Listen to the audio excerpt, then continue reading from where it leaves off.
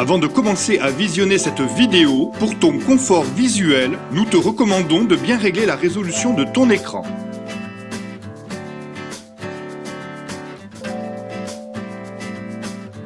Tu trouveras dans cette première séquence d'exercices des vidéos sur les calculs de limites avec une correction détaillée. Avec de l'entraînement, tu seras capable de reconnaître les différents types d'indétermination et de les lever.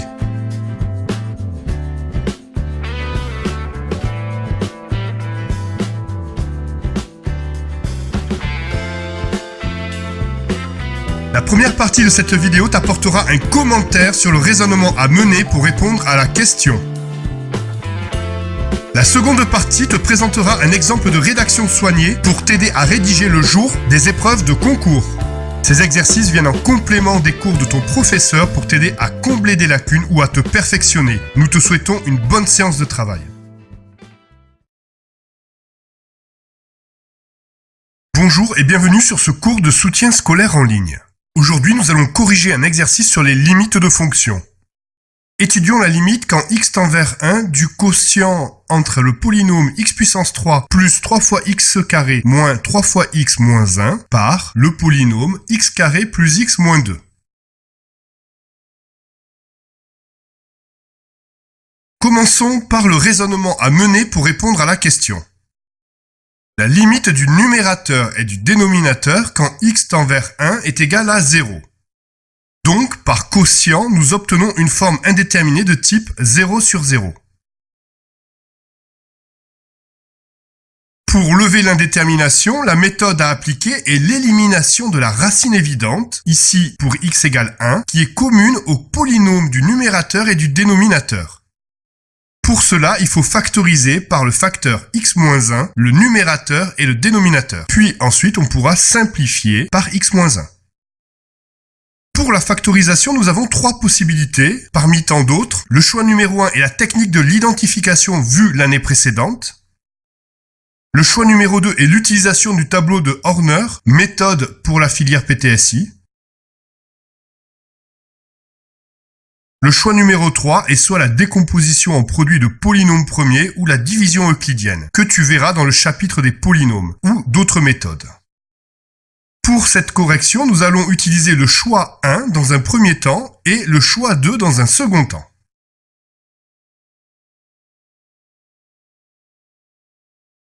Commençons par le choix 1 et factorisons le polynôme au numérateur. 1 est racine du polynôme p de x qui est égal à x puissance 3 plus 3 fois x puissance 2 moins 3 fois x moins 1. Cela signifie donc que quel que soit x appartenant à R, il existe A, B, C appartenant à R, tel que x puissance 3 plus 3 fois x2 moins 3x moins 1 soit égal à x moins 1, on retrouve ici le 1 de la racine évidente, facteur de ax carré plus bx plus c. Donc ton polynôme de degré 3, tu peux le réécrire comme étant le produit d'un polynôme de degré 1 par un polynôme de degré 2. On développe et on simplifie l'expression. On réarrange le polynôme à droite de l'égalité pour faire apparaître ses coefficients. Deux polynômes sont égaux si et seulement si leurs coefficients sont égaux 2 à 2. Donc par identification, on obtient le système suivant. A est égal à 1, B moins A est égal à 3, C moins B est égal à moins 3, moins C est égal à moins 1.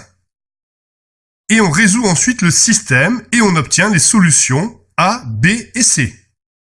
On peut donc réécrire le polynôme du numérateur sous la forme factorisée, qui est donc x puissance 3 plus 3 fois x2 moins 3x moins 1, qui est égal à x moins 1 facteur de x2 plus 4x plus 1. On a tout simplement remplacé A, B et C par les valeurs que l'on a trouvées.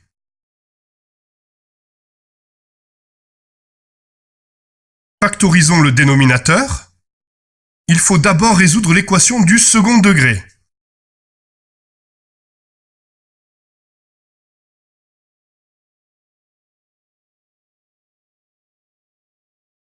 Et ensuite, on en déduit la forme factorisée, comme vu en première S, c'est-à-dire que x carré plus x moins 2, c'est égal à a facteur de x moins x1 facteur de x moins x2, x1 et x2 étant les deux solutions que tu as déterminées précédemment, remplace par les valeurs et tu obtiens x moins 1 facteur de x plus 2.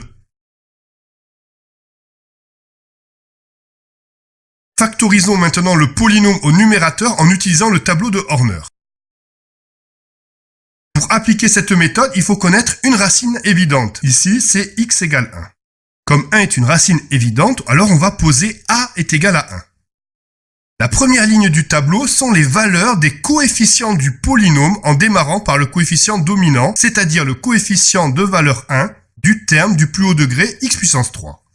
1, qui est le coefficient du terme x puissance 3 fois 1, qui est la valeur de la racine évidente, est égal à 1. Donc 1 fois 1 égale 1.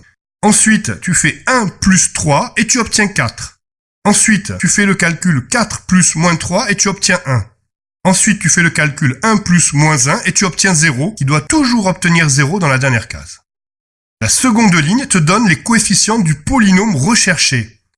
Et donc, le polynôme au numérateur, 1x puissance 3 plus 3 fois x2 moins 3x moins 1, peut s'écrire sous la forme factorisée, x moins 1 facteur de 1x carré plus 4x plus 1.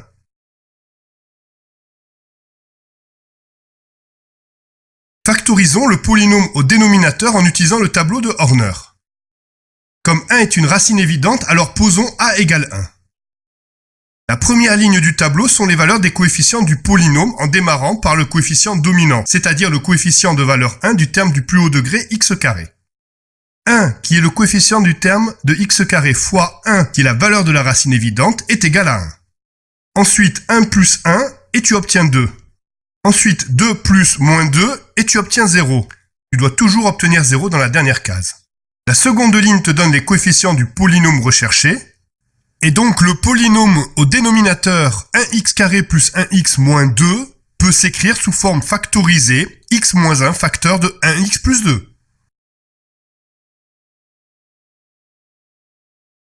Calculons la limite quand x tend vers 1 du quotient de x puissance 3 plus 3x2 moins 3x moins 1 par x carré plus x moins 2. Cela revient à calculer la limite lorsque x tend vers 1 du quotient entre le polynôme x carré plus 4x plus 1 par le polynôme x plus 2.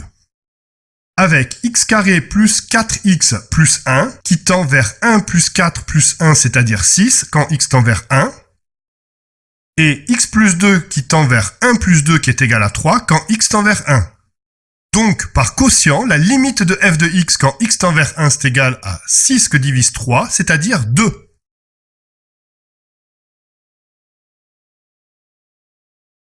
Nous te proposons la rédaction suivante pour cette limite si tu as utilisé la méthode de l'identification.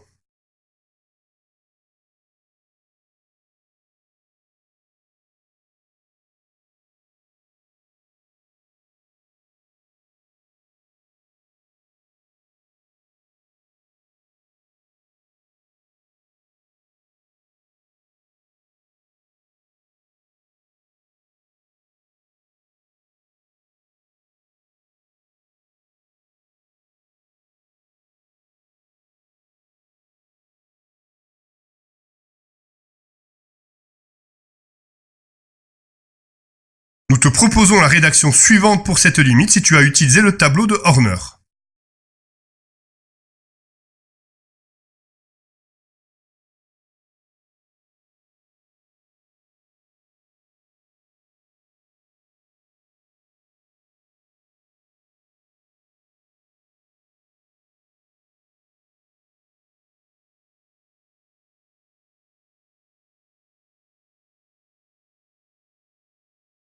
Les professeurs d'avenircours.com espèrent que ce cours t'a aidé. N'hésite pas à laisser un commentaire sur notre chaîne YouTube. Nous te souhaitons une bonne préparation pour ta prochaine évaluation. De nombreuses fiches à télécharger gratuitement sur www.avenir-cours.com. Besoin d'aide? Contacte nos professeurs, c'est gratuit sur www.facebook.com-groupe avec un S-soutien scolaire gratuit. Pour recevoir nos dernières vidéos, abonne-toi à notre chaîne YouTube. Mais aussi, retrouve tous les exercices de cette séquence pour continuer à t'entraîner.